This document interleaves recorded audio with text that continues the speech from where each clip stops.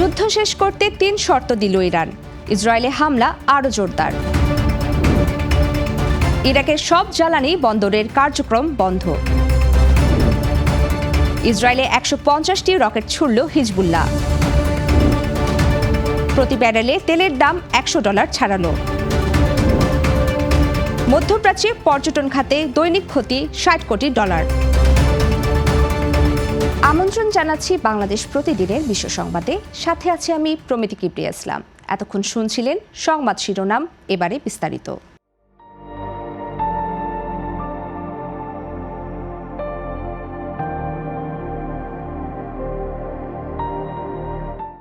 চলমান সংঘাত বন্ধ করতে ৩টি শর্ত ঘোষণা করেছেন ইরানের প্রেসিডেন্ট মাসুদ পেজেশকিয়ান।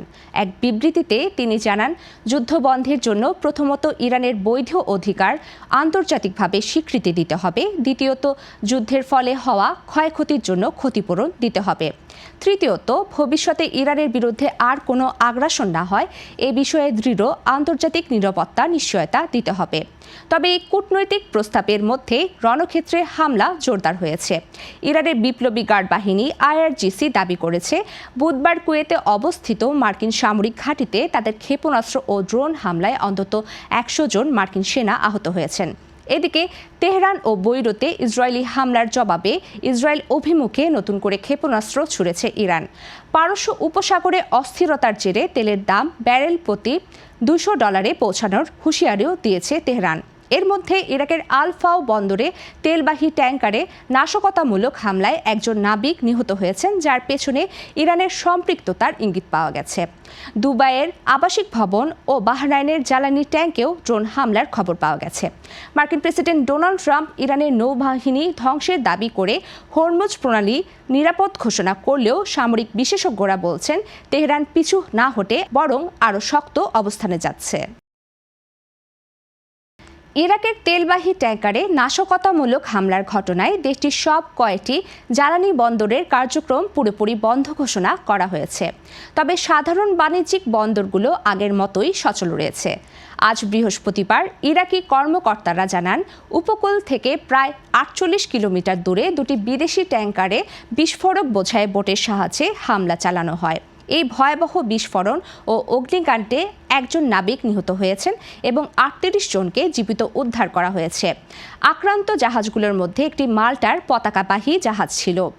ইরাকের জেনারেল কোম্পানি ফর পোর্টসের প্রধান ফারহান আল ফারতুসি জানান, একটি ট্যাঙ্কারে জ্বালানি পণ্য ভরার সময় এই হামলা ঘটে। নিখোঁজ অন্যদের সন্ধানে এখনও উদ্ধার অভিযান চলছে। বন্দর বন্ধ হয়ে যাওয়ায় বৈশ্বিক জ্বালানি সরবরাহে নতুন সংকটের আশঙ্কা তৈরি হয়েছে। লেবাননের সশস্ত্র গোষ্ঠী হিজবুল্লাহ উত্তর ইসরায়েলে ব্যাপক রকেট হামলা চালিয়েছে। বুধবার সন্ধ্যার পর মাত্র কয়েক ঘন্টার ব্যবধানে হাইফা এবং কিরিয়াত শমনা লক্ষ্য করে প্রায় ১৫০টি রকেট ছোড়া হয়। হিজবুল্লাহর এই আকস্মিক ও তীব্র রকেট বৃষ্টিতে ইসরায়েলের উত্তরাঞ্চলে একাধিক বসতি লণ্ডভণ্ড হয়ে গেছে বলে ইসরায়েলি সামরিক বাহিনী নিশ্চিত করেছে। এর জবাবে বুধবার রাতে লেবানন জুড়ে নজিরবিহীন পাল্টা হামলা চালিয়েছে ইসরায়েল। বৈরুত, দাহি এবং দক্ষিণাঞ্চলীয় সীমান্তবর্তী এলাকাগুলোতে হিজবুল্লাহর সামরিক অবকাঠামো গুঁড়িয়ে দেওয়ার লক্ষ্য নিয়ে এই একযোগে আক্রমণ চালায় নেতানিয়াহুর বাহিনী। ইসরায়েলি এই আগ্রাসনে লেবাননে অনেক প্রাণহানির খবর পাওয়া গেছে। উভয় পক্ষের এই পাল্টাপাল্টি হামলায় মধ্যপ্রাচ্যের যুদ্ধ পরিস্থিতি আরও ভয়াবহ মোড় নিয়েছে।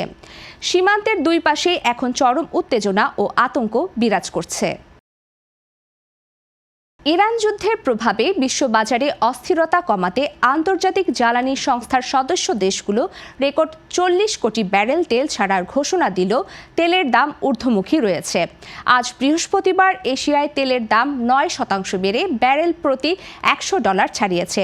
পরিস্থিতি সামাল দিতে একক দেশ হিসেবে যুক্তরাষ্ট্র তার কৌশলগত রিজার্ভ থেকে রেকর্ড ১৭ কোটি ২০ লাখ ব্যারেল তেল ছাড়ার ঘোষণা দিয়েছে, যা আগামী সপ্তাহ থেকে ৪ মাস ব্যাপী বিতরণ করা হবে। হরমুজ প্রণালীতে মাইন বসানো এবং ১০টির বেশি ট্যাঙ্কারে হামলার ঘটনায় বিশ্বজুড়ে জ্বালানি সরবরাহ ও বিমান ভাড়ায় বড় প্রভাব পড়েছে। যুক্তরাষ্ট্র ও ইসরায়েলে হামলার জেরে ফিলিপাইন, থাইল্যান্ড ও ভিয়েতনামে জ্বালানির জন্য দীর্ঘ লাইন দেখা গেছে। সংকটের মুখে থাইল্যান্ড ও ফিলিপাইন সরকারি কর্মীদের জন্য ওয়ার্ক ফ্রম হোম এবং কর্মদিবস কমানোর মতো সাশ্রয়ী পদক্ষেপ নিয়েছে।